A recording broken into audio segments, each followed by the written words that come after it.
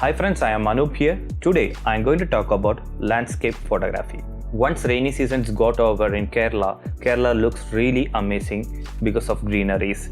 And this is one of the place in Kerala where you could able to see that like most of the rocks will be covered with mosses, and this will be like till end of the year, around like till the Jan it will be continuing that. And once summer started, it will be moving away, like it will be vanishing away from the rocks.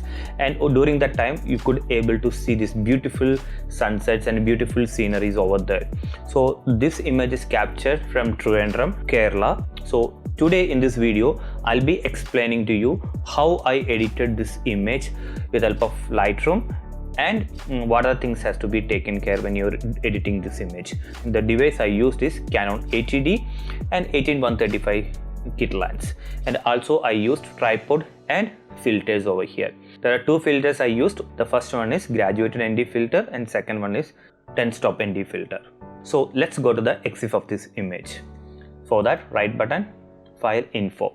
Before explaining the EXIF, I just want to share you the information about how I use the filters over here. During the sunset, when I'm capturing the image, I couldn't capture the image because of the bright sunlight. So what I did, I divided this image into the two levels. This is the first level, this is second level. So the sky part is the first level. So what I did, I used graduated ND filter placed in front of my lens, and I controlled the sunlight information. When you are using the graduated ND filter, what will happen? Only half of the image will be controlled with help of filter. And the second filter, normal ND filter, what I did, I placed in front of graduated ND filter. So what happened, like entire image will be controlled again. So I'll get very less light information into my camera. It will be easy for me to do the next adjustment of like kind of shutter speed and aperture and ISO. And after that, what I did, first thing is like setting up the f value. So the aperture I set as a 10 over here. So because I need to get almost every area, I need to get the focusing over here. Okay.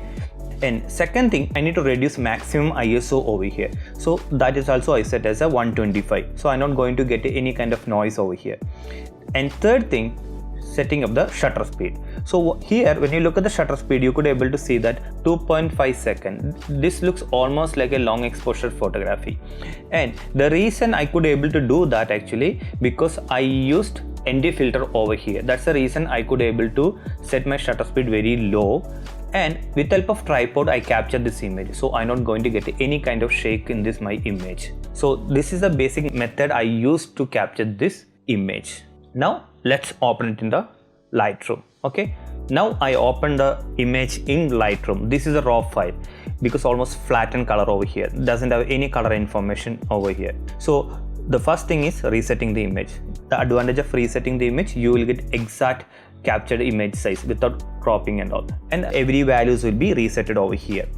Next is lens corrections. I am coming over here in the lens corrections area, and I'm selecting remove chromatic aberration and enable profile corrections. Now Lightroom automatically selected my camera and my lens, so I don't want to do any kind of changes over here. So it will avoid maximum distortions and vignetting over here. Next is I just going for the basic.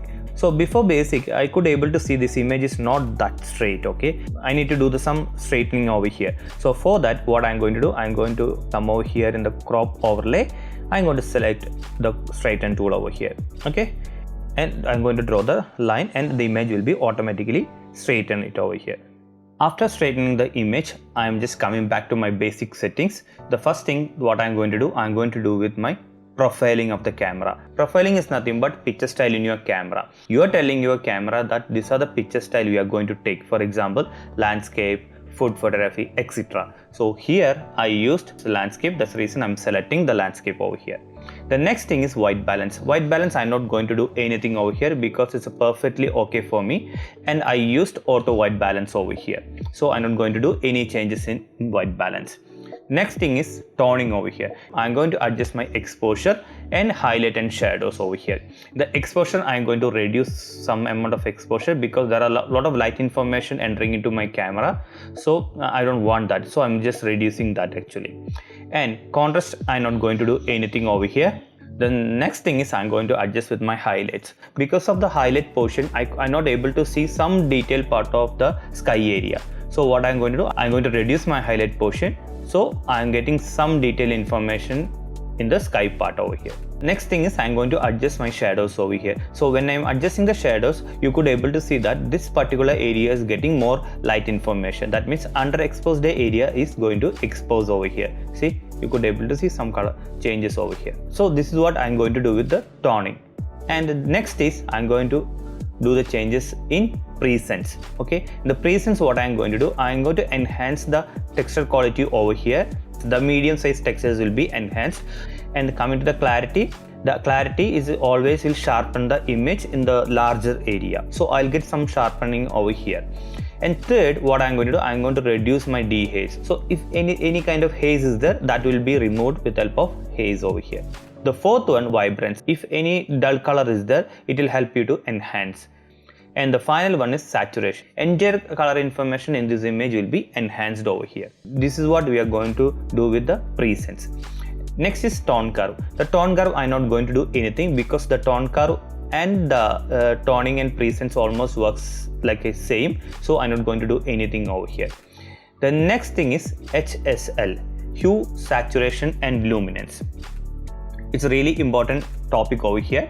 So with help of hue, saturation, luminance, we are going to adjust your colors. So what do you mean by hue? Hue is nothing but name of the color. For example, red, orange, yellow, green. And with help of hue slider, what we can do, we can shift the colors. For example, look at the color value, you can understand. For example, here when we are adjusting the green color, what exactly is happening? The colors are changing into the yellow because in the color wheel, adjacent color is yellow. So we are just shifting the colors. So with help of this, you can shift the colors in the images. Okay, that is the use of hue over here. And coming to the saturation is like nothing but like strength of the color. For example, if I am adjusting the red color, you could able to see some strong red color over here. When I'm reducing the color, what exactly is happening? It's like it's almost converting into the black and white kind of effects. So it means like when you're adjusting the saturation, you're getting the more power. And one more point, you should not adjust the saturation without any reason. Sometimes when you're printing this photo, the printer cannot identify those colors. It's called gum nut warning. In the Photoshop, you could able to see that when you're selecting the colors, there is a small icon over there and it will show you that this particular color cannot print in this particular color mode. Okay, so you should not adjust saturation's value without any reason. So what exactly is happening? The printer will replace those colors into something else, and instead of red, dark red, it may go to something other light red and all, and the end result will be totally different. So when you're adjusting the saturation, you should have a clear idea about the adjusting the saturations. Next thing is luminance. Luminance is nothing but the light information of the color. For example, I'm going to adjust the green color over here. I'm reducing the green color value over here. So you could able to see that here doesn't have any light information now. But when I'm increasing the value, you could able to see that the green color information is enhanced over here. So for example, you have a green color in your hand. If you are inside the dark room, you're not able to see that particular color because it doesn't have any light information. The same color, if you take it outside the room and if you have enough light information, you could able to see that green color. That means the particular color getting the enough light information. So the same thing is happening when you're adjusting the luminance over here. Okay. Now I'm going to adjust hue, saturation, luminance for our image. Okay, let's see.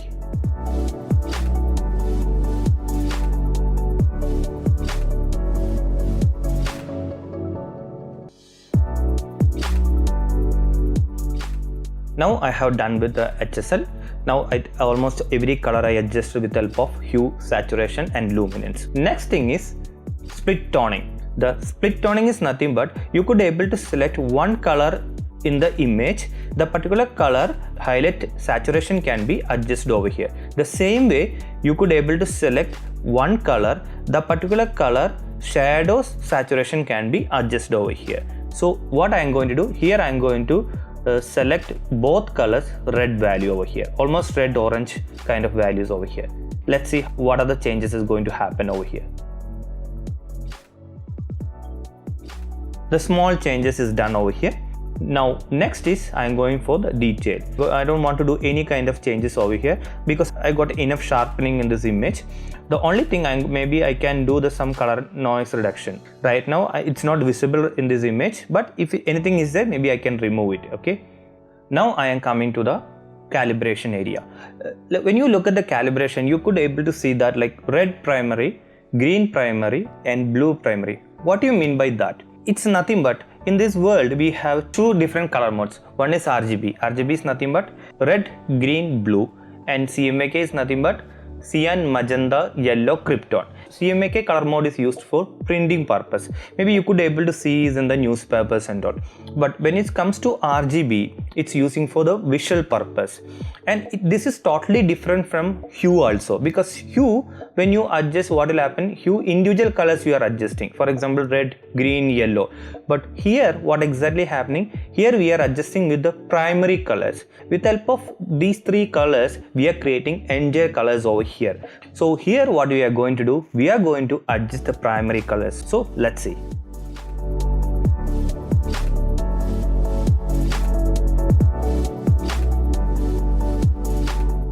Now we have finished with the basic color correction in the Lightroom. I am going to export this image into Photoshop. Okay. So for that I am coming over here, File, Export, and I'm selecting the location over here. Okay, seascape out, select folder, and the image format is PSD because I'm going to open it in the Photoshop, and color space is sRGB. Now the image is exported. Now I am going to open this image in Photoshop. Now in the Photoshop, what I am going to do, I am going to remove this filter projections over here. Okay, and I'm going to remove all these bubbles over here. That's what the main thing I'm going to do in Photoshop. The reason behind this projection is I didn't use the square filter, I used circular filter over here, and also I used two filters over here. So that's the reason some area of the filter is projected on the frame. So now I'm going to remove that. It's very simple. What I'm going to do, I'm going to select the lasso tool over here, and I'm selecting this particular area, and also holding my shift key, I'm selecting this particular area. Okay, the same way I'm selecting this area. Also I'm selecting this area. Okay, and I'm going for edit, fill, content aware. Now Photoshop automatically calculate the surrounding pixels and it will fill over there. Okay, let's see how Photoshop brilliantly going to do. It's pretty good over here. Ctrl D for deselection. Now what I want to do, I want to remove all these bubbles over here. So for that I'm going to zoom the image with help of Ctrl++, and the same way I'm going to do it. I'm going to select some areas over here, and I'm going to hold my shift button in my keyboard and selecting the multiple locations over here, and edit, fill, content aware, and Ctrl D over here to deselect. Like that I'm going to remove everything. Okay, so let's see. When you press spacebar, you will get a hand and you can move your canvas however you want.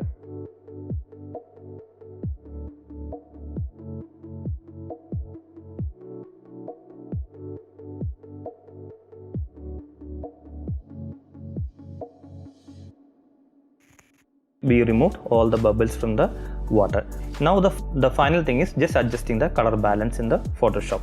Okay, so for that F7 in my keyboard to get the layer over here, and come into the adjustment layer over here, and I'm selecting the levels, just little bit values over here, that is enough. So look at the difference, it's pretty good for me. Okay, and the final thing is just adding the watermark. So for that I'm going to import my watermark here.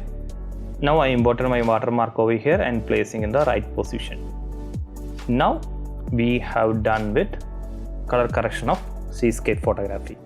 This was the before, now this is the after. This is your final output. If you want to know more about this video, kindly comment it in below. If you're not subscribed my channel, this is the best opportunity for you to subscribe. So kindly subscribe my channel and click bell button over there.